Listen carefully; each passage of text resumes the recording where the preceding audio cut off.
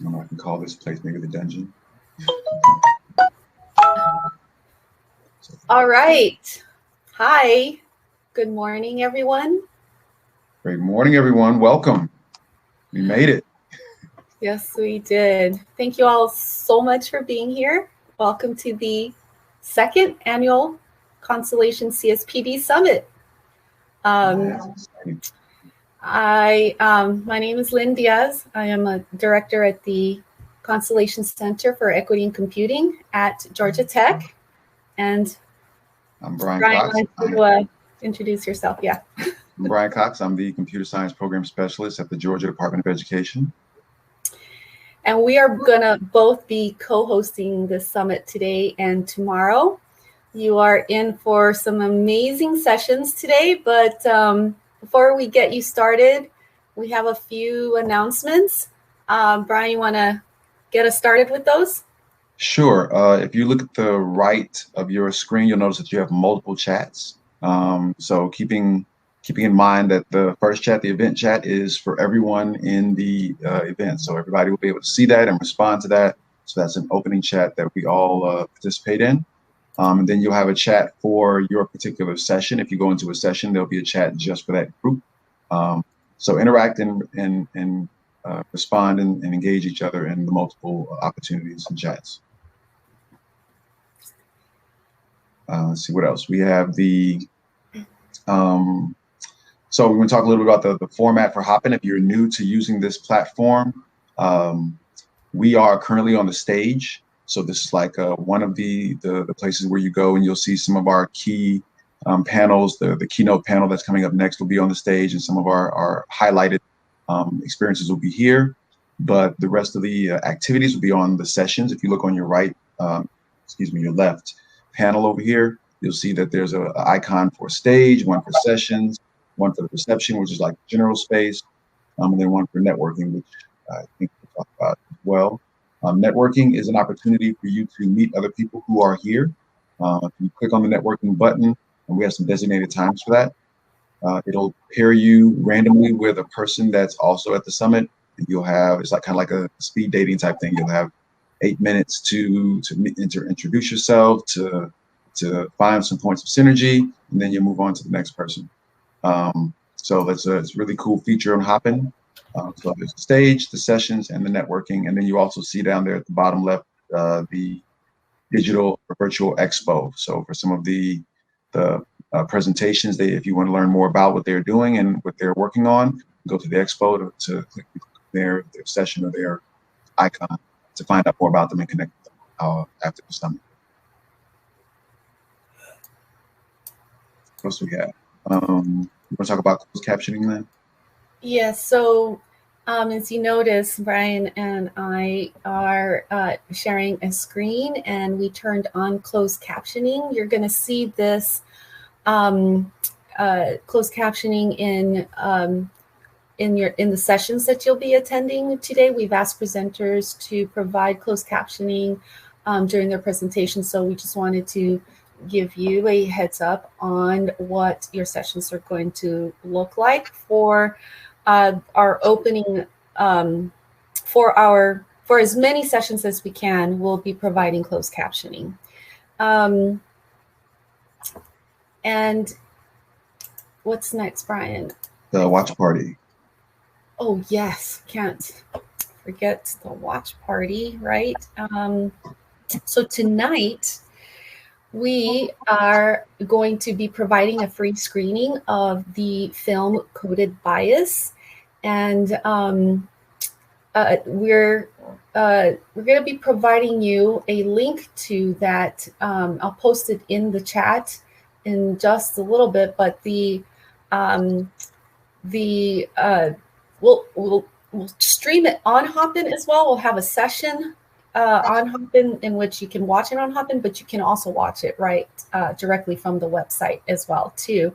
And the fun thing that we're going to be doing is we're going to be utilizing the chat as we watch the film together, so that we can be sharing ideas or expressing questions that we can ask of each other as we watch the movie. And really, the idea is to be able to have a conversation about some of the content that is being presented in the film.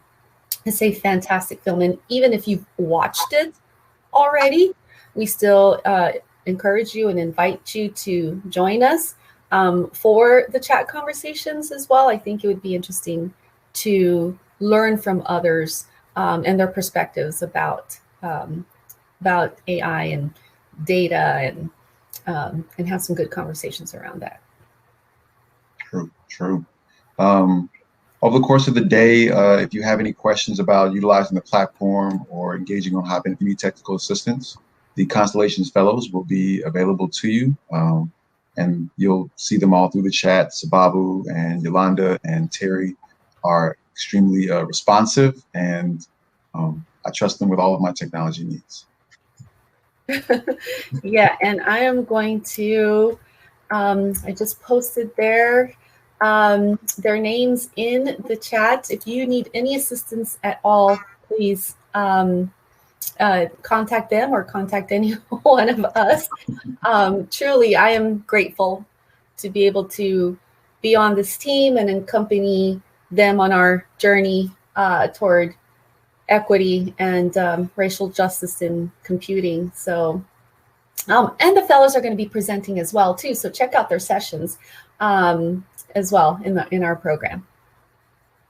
Lien has also put in the chat the link to the attendees guide. So if you have any questions or want to know more about a session or about the particulars of Hopin or what's going on with this summit, you can check out the attendees guide as well. And as always, be responsible, respectful, and open-minded while you participate in our summit. We plan to really dig in and explore some of the more nuanced aspects of computer science education, not just the technical perspectives, but some of the social impacts. While the summit is focused on providing teachers with professional learning opportunities, we also recognize the importance of the CS movement and its potential to transform society, both from a technical perspective, but also a social perspective. Along with this potential comes a multitude of threats, and taking a minute at this developmental stage to broaden our awareness about the challenges created via biased technological developments, it'll go a long way to mitigate our future inequalities or inequities. CS sits both as an object and a subject of social justice. On the one hand, we want to ensure that all students have an opportunity to participate in computer science experiences. And on the other hand, we recognize the power in CS for problem solving, both locally and on a societal level. And that includes technical and social challenges.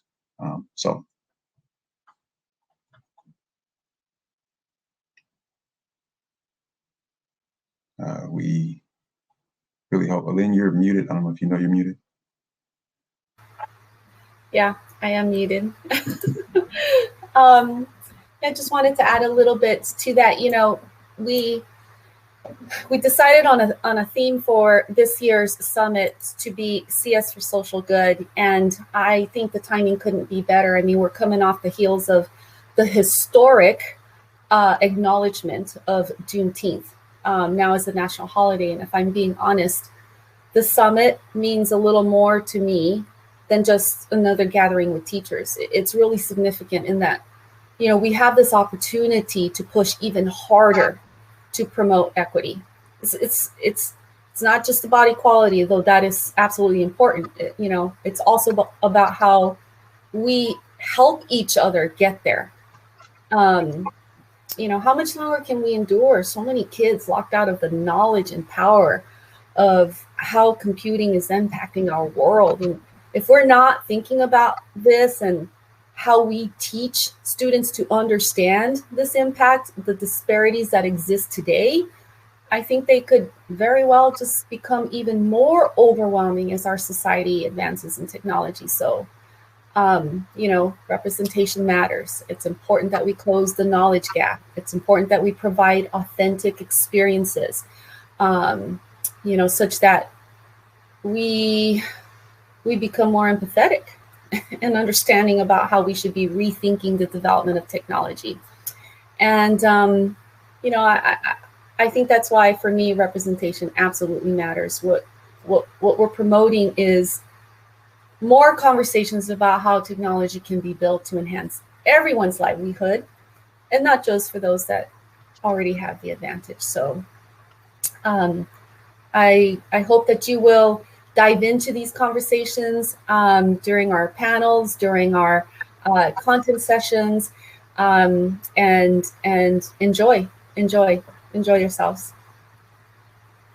Indeed. So We're going to jump off so we can bring on our first panel. All right. So without further delay, thank you, Bryan, for that kickoff. We're going to bring our first panel on stage. Bryan's going to go backstage to kind of help us out back there.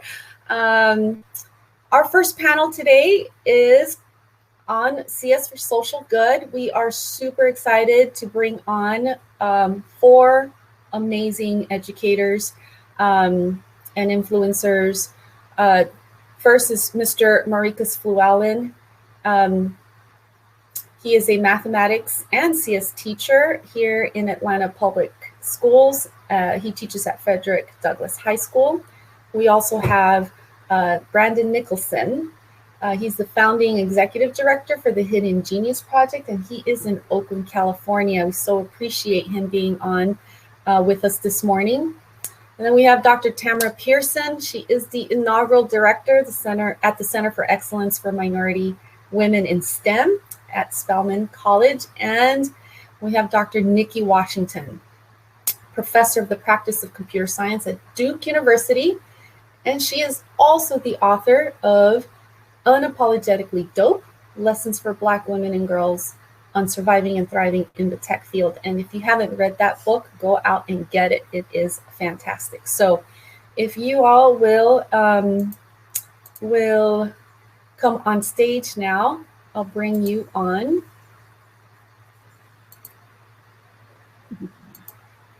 Hey there, good morning, good morning. Good morning, and we're just waiting for Mr. Fluellen. All right, we'll give him just a minute to come on. While we're waiting, I want to welcome all of you to the stage. Thank you all for being here this morning. We're super excited to be having this conversation with you this morning. I can't wait. So while we're waiting for Mr. Fluellen to come on, could I ask each of you to share just a little bit more about yourself so that the audience can get to know you a little bit better? Maybe talk a little bit more about the role that you're in, any special projects that you're working on, and anything else that you'd like to share with the audience before we get started. How about we ask Brandon to go first? Sure. Good morning. Thank you, everyone, for allowing me to join you all. My name is Brandon Nicholson. I'm Executive Director of the Hidden Genius Project, whose mission is to train and mentor Black male youth in technology creation, entrepreneurship, and leadership skills to transform their lives and communities. We were founded in 2012, and we're now, headquartered in Oakland, California, with sites in Richmond, California, as well as Los Angeles. And our programming has taken us as far away as Atlanta and a number of cities around the country, as well as a couple continents around the world. So really proud of our growth over the last 10 years. We fundamentally exist to empower young people, especially Black male youth, to be able to manifest their potential as leaders, first and foremost, and achieve their dreams. In many respects, then, the work we do around computer science education and entrepreneurship and so on and so forth is really a means to an end. And I think that's our most important thing is the best thing we do for our young people is center them and care for them, and then provide them with, networks and relationships among their peers to really help them envision a future, excuse me, that excites them, and then equip them with the tools, skills, and networks to pursue that future. And then along the lines, of course, there's going to be different experiences they have and different pathways they follow. But I'm excited to be here to be able to talk more about that with the panel we have today. So thank you. Thank you, Brandon. Tamara, you want to go next, please? Sure. I'm Tamara Pearson. As Lynn said, I'm the inaugural director at Spelman College's Center of Excellence for Minority Women in STEM. Our mission is to become an exemplar for the nation as we equip, empower, and elevate women of color from underrepresented groups in STEM with a particular focus on Black women. So that's kind of what I do. Who I am is I'm a Black woman who grew up loving computers, technology, computer science. Both of my parents worked for IBM, but I was always the only one that looked like me in every single group. So when I came to Spelman College as an undergrad, I minored in computer science, and that's when I started to realize that this is a world that is actually available to people of color. Even though my parents worked for IBM, they were on the sales side, not the technical side. And so I never saw a computer scientist that looked like me. So my mission is always to increase opportunity, and also to increase opportunity because our world is increasingly being dictated by the tech industry. And so it's important that the voices of those who are marginalized are part of the conversation of the creation of future technologies so that we can create a better future. So that's me. Thanks so much, Tamara. Nicki, please go next. Hi, good morning, everyone. I'm Nicki Washington. My work kind of spans identity and computing, specifically forcing people to pay a lot more attention to the ways in which social science is a part of everything we do in computer science, and how our refusal to acknowledge that for the longest time has resulted in a very a negative, toxic, and harmful space for students from historically underserved identities, so Black and Brown especially. And then if you look at other identities as well, people with disabilities, people who identify as LGBTQ+. So my work is looking at the development, or rather now the implementation of the cultural competence and computing assessment, which helps to quantify a measure of cultural competence, as well as development of race, gender, class, and computing course at Duke that kind of bridges a lot of this social science with computer science and starts to teach that to computing students. And then lastly, the 3C Fellows program, which trains faculty, staff, and future faculty or educators, period, on topics like this and how to develop content development and curricula that will also be applicable to their institutions and students. Thank you. Thank you, Nicki. And then we have Mr. Fluellen. Good morning. Can you hear me okay? Yes. All right. Yeah, everything kind of shut down and I had to reboot there for a second. Good morning. My name is Marekus Fluellen. I am a teacher at Douglas High School in Atlanta Public Schools. I am a STEM lead, and essentially I'm responsible for integrating and all cross-curricular concepts for computer science, music technology, and mathematics. Our focus for the last year has been to approach learning as it relates to computer science and other subjects from the basis of student interest to increase engagement and participation. Thank you. Thank you all for your introduction. So why don't we go ahead and get started? And the title of this panel is CS for Social Good. So I'd like to ask you to think about, what does that mean for you? What does CS for Social Good mean to you? And why does CS for Social Good matter? Like, why should it matter for educators?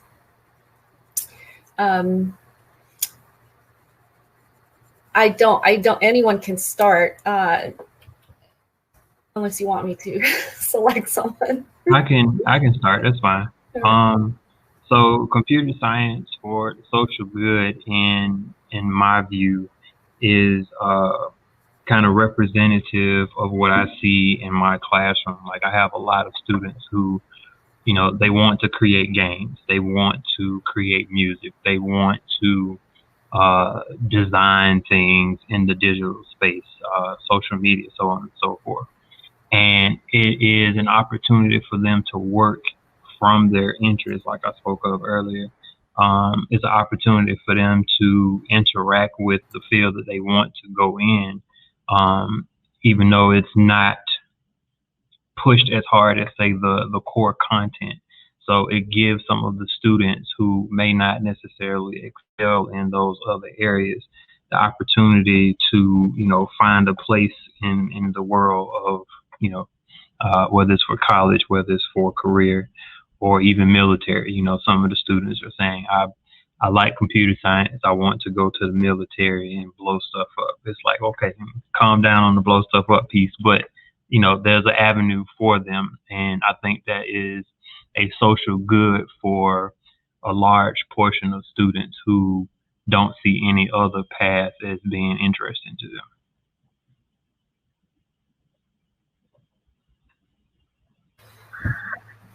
Yeah, so just a little bit more background in terms of the experiences we've had with Mr. Fluellen.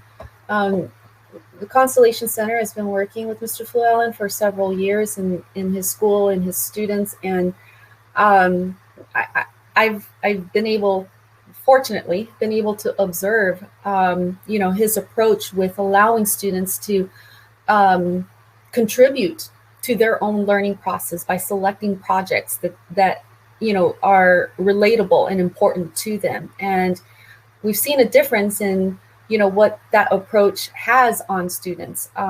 They take ownership. They innovate solutions that are impactful for themselves, for their school, and for their community. I truly appreciate that approach in a computer science classroom. I'd like to ask any other panelists if you'd like to answer that question. What does CS for social good matter, and what does it mean to you? I'll jump in. I don't know about anybody else, but the world that we live in terrifies me right now. This is a scary place that we are living in. And as I watch the kind of rollout of new technologies and the way that they are being used to continually kind of subjugate people, it terrifies me even more, right? And so, one of the things that I struggle with in my work in CS education is how do we help educators understand that learning computer science is not really about learning skills, right? It's about learning how I can utilize this ubiquitous platform of technology to make the world a better place, right? I feel like, that can be math for social good, English for everything. I feel like that's just my philosophy of education. We should be teaching students to be good citizens of our world. And so computer science should not be any different in my mind. So, I love this idea of like what you were saying, Mr. Fluellen, of like, let students select the things that they care about and then use technology to solve the problems that they care about.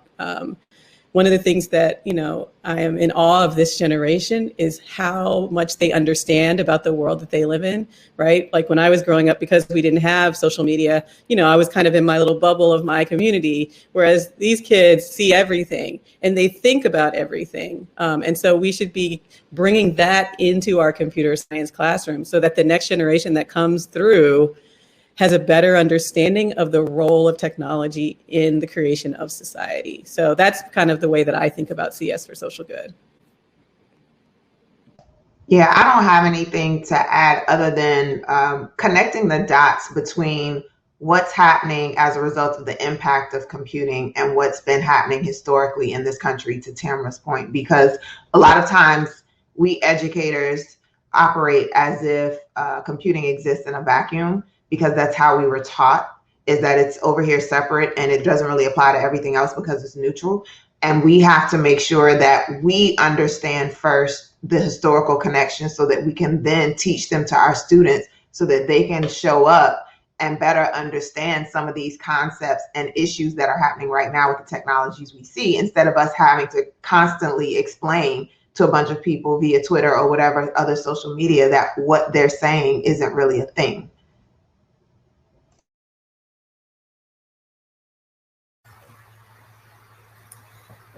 Yeah, and Brandon, did you have any Yep. comments Sorry, on if it? I could get myself off mute, that'd be great. But yeah, no, I think those are critical points. And just along those lines, there's also kind of these multiple streams of what I think starts to perhaps get in the way of creating dynamic and engaging and representative computer science education for our communities. And they absolutely relate to the themes, that have already been lifted. But I think related is also just our marketing, right? Just, I think we've gotten so caught up in, for example, just seeing such great kind of tech booms and waves of new tech and unicorn companies, et cetera, in the last however many years. Then it becomes this easy narrative of you could be the next so and so, right? And it's always going to be tough telling a young person they can be the next someone, period. But when that young person seems to share little to no experience with them, and nor do they look like them, I think that's doubly problematic, right? We're really trying to empower our young people to be the first them, right? And the best them, and certainly find inspiration everywhere. But we can't say we're doing this so that you can be the next such and such, right? And also then you have, companies and a lot of individuals who've experienced success, on the basis of any number of factors, but not all of which are innovation or, creating meaningful solutions, right, for their communities. But, we don't want to create some false dichotomy where to create a meaningful solution to expand, enhance, improve the experience of our communities is to then forfeit material success, et cetera, right? So CS for social good isn't the opposite of like CS classic, right? It's about, I think, helping our young people understand that computer science, computational thinking, math, STEAM is effectively what you make it, right? It's not as though, there's one set of rules for the quote unquote mainstream, and then you got to figure out, the next big, challenge to solve, right? It's that it's all problem solving at different levels. And that, you don't have to do this for anyone. You don't have to do this so you can be in Silicon Valley one day. Do it for all the reasons that are important to you, regardless of whether you ever want to, be an engineer in the formal sense a day in your life. And so I think it's just really important that we are careful with how we present these opportunities to young people as computer science becomes more available in our schools. Yeah, so that kind of leads me to another question that I wanted to ask this panel, because I'd like to get your take on how you think, the tech industry is actually taking a look at the impact on society. Like, how do you think tech is looking at the impacts of technology on society versus how we're trying to teach kids to think about the impact of technology on society? I sometimes think that there's like this mismatch, or yeah, I mean, obviously, we do want the tech industry, or companies do want their products and their tech to be successful. And, we can, I'd like to get your take on, are they really thinking about the benefits or the harmful effects of technology on society? But, I do see that there are gaps that exist. So I just want to take a moment to ask each of you to, kind of talk about how you see what we are doing, to help kids understand what these impacts are. Is it really working? How do we get more people to start talking about the impacts of technology, particularly on marginalized communities? I think that in some sense, exposure is the key to having those conversations, to kind of fill some of those spaces between what's being produced technology-wise and its actual impact on the community. So, for example, with my music tech class, I let the kids hear a song, and then I asked them how much of the song is from an authentic instrument. And they're like, wait, what do you mean? No, an actual instrument, like somebody put air through, or they use a physical element to make this sound. Now, the song is usually 100% digital. All technology was used for the entirety of the song. It's not a real drum. It's not a real saxophone. It's not a real piano.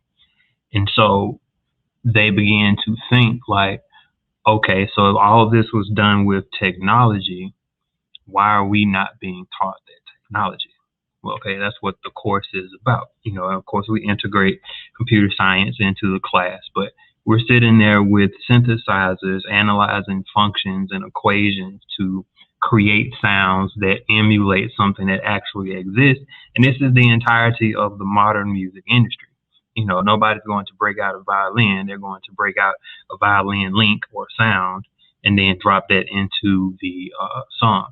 And so the impact has to be, again, discussed from how is this relative to me? On the topic of jobs, how is that technology going to either help improve where I work, provide me a job, or lessen my burden at said job, or negatively eliminate my job, like the kiosk at some of the little restaurants where you can walk in and push the screen and order all of your stuff. So I think that when you have that conversation about the impact of them directly, and then as well as with the people producing the technology, hey, you're going to eliminate 30,000 jobs. How are you going to put those people back into a field per se, where they don't have to be impoverished because of your technology? But it's just a conversation.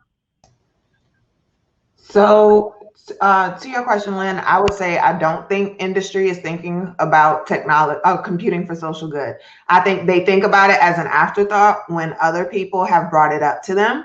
And it's always the people who are the most impacted by that technology. So if you take, for example, Google just announced that they are donating $50 million to 10 HBCUs and the UNCF.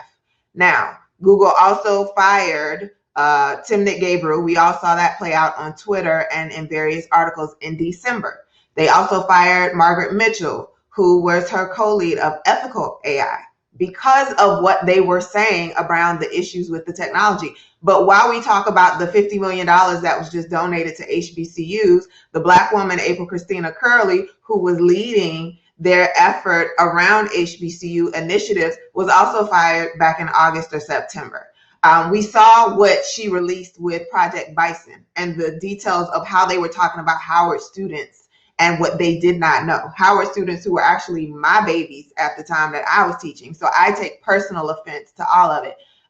But then you play it back even further with what happened in June when Sundar stood in front of everyone and got on Forbes magazine or whatever news article it was and said that we're going to invest in all of these initiatives around racial justice, but we're also going to do away with the badge policing.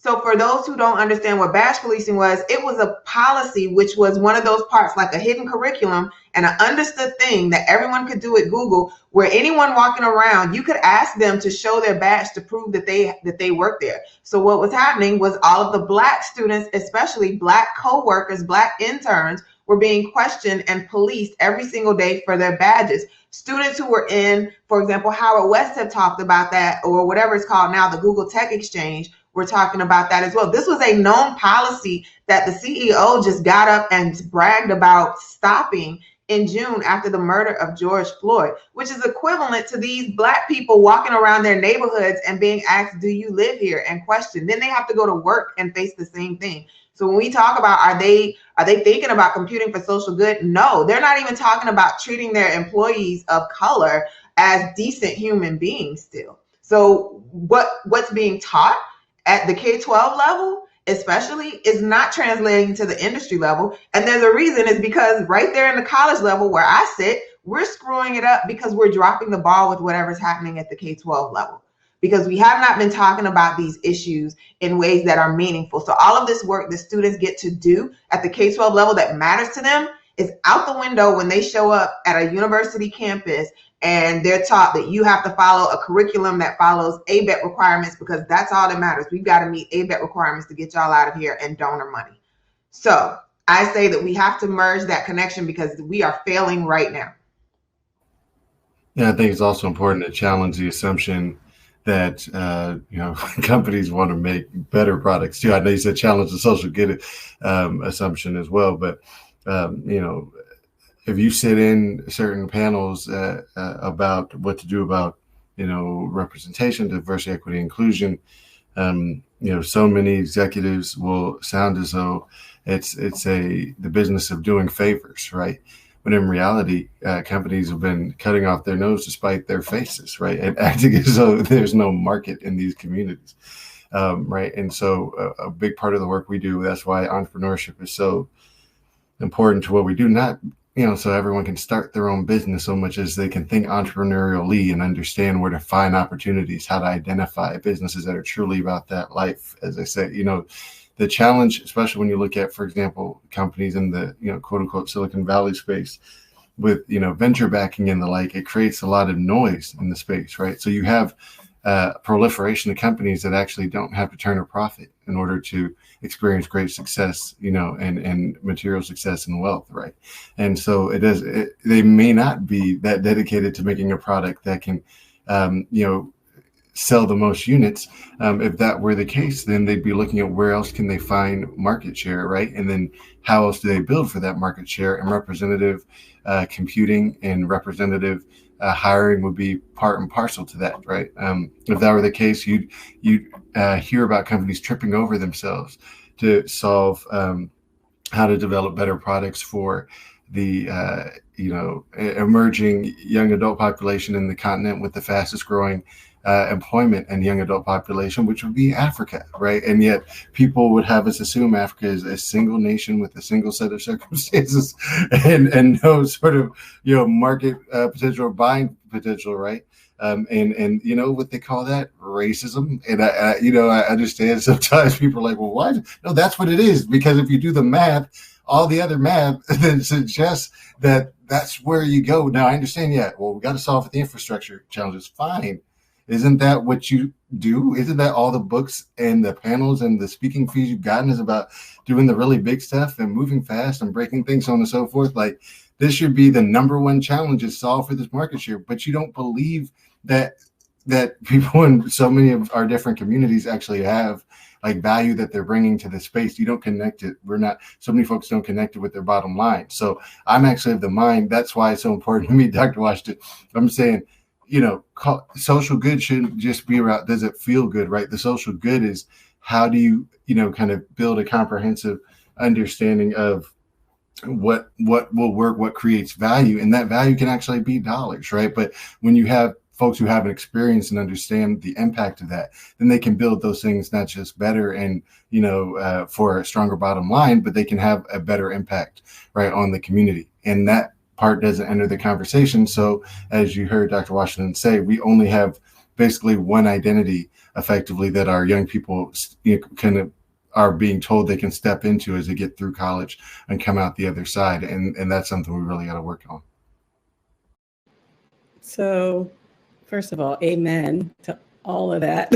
I love, when you just called out racism, like, beautiful. I want to bring it back just a little bit to K12 education, and talk about, like, we live in a society that does not encourage self-interrogation, right? And the K12 public education system was not developed to create citizens that interrogate the society, right? Like, we have this false understanding of what the role of education historically was in our society, as though it's always been about like uplifting, and it was never about uplifting people, right? It was always about maintaining the status quo of the society that we currently live in. And so that's what we have, right? We have a society that continues to replicate itself.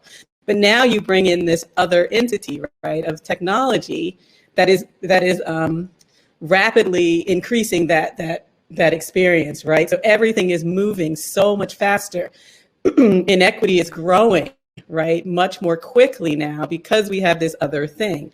And so what I would like to see is that instead of, educators thinking about, well, how can I get my students into these jobs? It's how can I get my students to create their own jobs, right? So what you're talking about, Brandon, right? This entrepreneurial spirit, like the goal should not be to go work for Google or Microsoft or Facebook. Those are toxic environments. It has been shown over and over and over and over again that they are toxic environments for us. And I feel like, you know, as a person of color, I feel like it has almost been ingrained in me that if there are just more of us there, it will shift, right? And that's just not the way that I want to move forward in life, right? I don't want to have to be the one that goes into a community and be treated badly so that somebody else later on can be treated well, right? Let me just create my own new community, right? And I won't have to worry about your community. And so I feel like if we bring that kind of entrepreneurial spirit into our classrooms,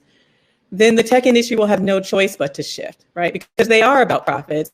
And so if they see their profit share being taken, they're going to have to figure out, well, how do I get some of that profit back? Like they are not, you know, they're not altruistic organizations that are just out here trying to make the world a better place. Nicki talked about, you know, the 10 HBCUs. Spelman College is one of those HBCUs, right? We have to think about the cause and effect. That came about because of Timnit Gebru, right? It is a direct relationship to what happened with Timnit. And not just because she was fired, but because she wouldn't shut up, right? And because she wouldn't shut up, people stayed focused on her. And because people stayed focused on her, Google had no choice but to do something. And the way that they did it is that they're like, I'm going to throw money at the problem and hope that that will quiet everything down, right? So we celebrate the money, but we don't look back and see why are they all of a sudden, when for years we have been trying to get Google to give money to HBCUs for years, why all of a sudden are they giving money? And I probably shouldn't be saying this because I work at Spelman College, but it's just the truth, right? Like this doesn't just happen because of, you know, all of a sudden they've decided we should be giving more money, right? And then on top of that, and this is the last thing I'll say is, we got to stop being happy about pennies, right? 5 million sounds like a lot, but I encourage you to look at how much Google has given to Harvard and Princeton and Yale and MIT, right? This is pennies on the dollar, right? So if we really care about this connection between CS for social good in the tech industry and CS for social good in the outreach world, then the dollars have to match, right? You know, do what you say and say what you mean. So that's it. Hey, I really appreciate all of you, you know, speaking from your heart and speaking truth, because like many of the participants are saying, this is a very much needed conversation, you know, to be having. And so I'd like to end with one last question for each of you to, you know, provide some guidance or just some thoughts on, we have a group of educators here with us today and tomorrow. What could you say to them? What can you say to them to focus on CS for social good as we move forward in each of our, you know, environments and the roles that we have? We have a lot of K12 teachers, we have some administrators, we have some counselors, and you know, we have some state influencers as well too. What would you say to this group of educators as we move forward on how to focus on CS for social good?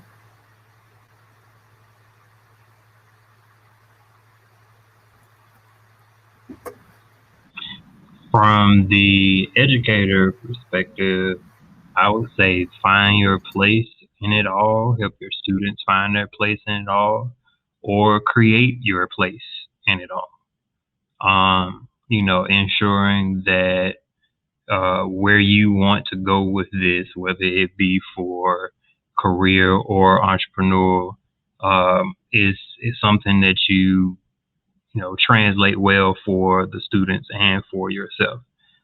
You know, personally, I wanted to learn computer science and tech to just do things better around the house. You know, forget about teaching it to other people or expanding it into business. You know, that's just what it turned into. But finding that why for your tech usage and tech, I guess, what's the word I want to use here? how you plan on using it later. Making sure that it's purposeful, things like that, as you teach it to others and as you learn it for yourself. That's what I would say.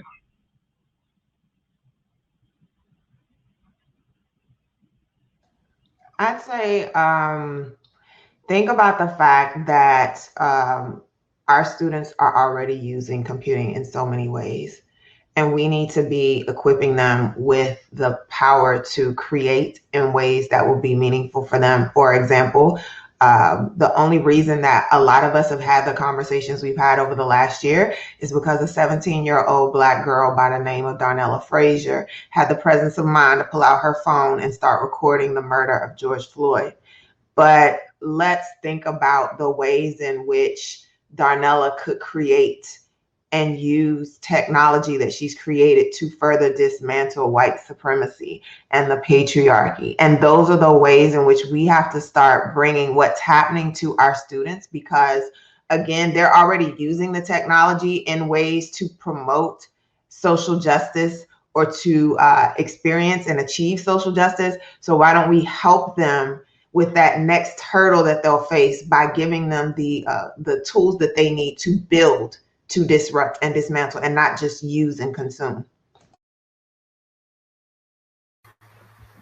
Nice. Real quick, I would say for educators, I think you need to think about what you actually care about, right? Like, why are you a teacher? And because students respond to teachers that are authentic in their approach to addressing social challenges, right? So if you don't really care about racism, don't pretend like you care about racism and try to create a project for your students that utilizes technology to solve racial injustice, right? Start with something that you actually care about, right? So that you can kind of model for your students first, so that they can then understand how to pick things that they care about. So that would be my advice for teachers.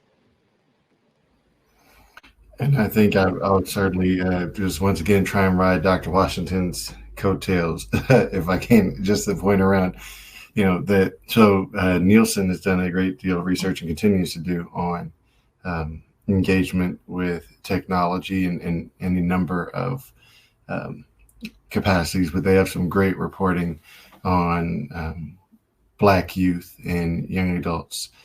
And the digital lives of Black consumers is the subhead to one of their most recent reports. And I think certainly we want to be mindful, right, of the distinction between consumption and creation. And at the same time, be very much aware that so many of our young people, be they Black or otherwise, have great experience with technology, are extremely creative and brilliant. And I think it's a great place to start, rather than starting from what gaps they represent, or whether they're enough relative to the other line on the chart. I think just as an educator, just start with a great appreciation for the capacity and potential of our young people. That doesn't mean we have to coddle them or give them a trophy, right? We hold them to a high expectation then, but start there. Because if we do not, then the challenges, we're actually not educating them to go anywhere, right? We're educating them to catch up, and I imagine that the energy in our spaces will be far less appealing and constructive, right? Just if you ever sat with a young person and said, "Don't you wish you were more like the top line in the graph?" Let's get there, right? That's not like that's not a do now type tool. That's not going to, something that really works well at the top of your lesson plan. So I think fundamentally, just to the extent that we're able to recognize that we're not working with broken populations, right? We're working with populations with great promise. Sometimes there are, barriers to access or opportunity, but given those opportunities, they thrive, right? And it's also very important not to ignore just some of the very real structural realities that have gotten in the way of recognizing some of the great innovators and technologists of our time period. Be they Black, people of color, et cetera, women. I always say, like, my first computer ever was built by my uncle, our first computer in the house. Our second computer was built by a Black woman named Jenny who worked for other companies before, and they didn't treat her right, so she had to go out on her own. And my first computer did not come in 2011. I tell you that. So that means that for some time now, we've been doing this, right? That you start talking to people, they've been having these conversations for decades and generations. This is not new to our people, as you would have. So being able to start there and help people feel a sense of pride and belonging is a great place to begin. Yeah, thank you all for sharing that. I think one of the things that we wanted to do at this summit was really to promote, conversations that emphasize how the next generation of students really need to be equipped with the kind of thinking, flexibility, opportunity to solve for complex problems, that they're going to face, in their society. And I can't say this enough that I think it remains critical that the people with the computing skills that are going to be solving these problems are representative of the world that we live in. And so I really appreciate your take, your comments on helping us move forward with CS for Social Justice. I want to encourage the audience to connect with Dr. Nicki Washington, with Dr. Tamara Pearson, with Brandon Nicholson, and with Mr. Fluellen. They are amazing educators, each in their own right, are working on amazing projects. So please look them up, stay connected. And I know you can't hear them, but everyone's giving you a huge round of applause for participating on this panel this morning. I can't thank you enough for helping us to kick off this summit. So thank you all very much for your time and for your expertise. Thank you, everyone. We're going to start broadcasting. Mm-hmm.